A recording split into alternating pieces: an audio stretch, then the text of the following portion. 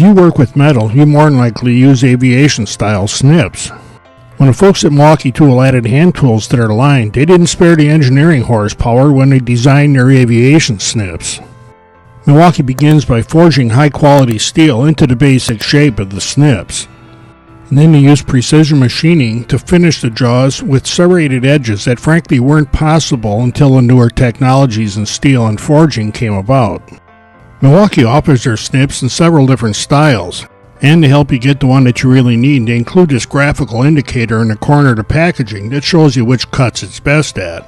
The rubber-like overmold of the handles is shaped to be very comfortable to a bare or gloved hand. This lever in the top handle controls the lock, which is released by just squeezing the handles a little. Close the handles and pull that button back, and the jaws are locked closed.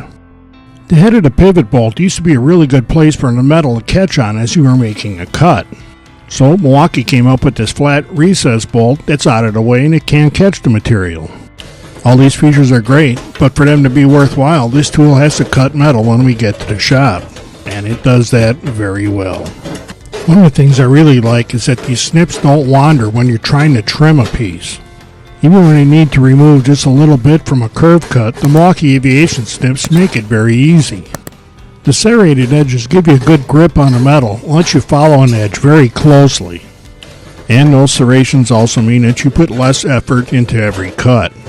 So if you need to add a good set of aviation snips to your shop, you need to check out the offerings from Milwaukee Tool.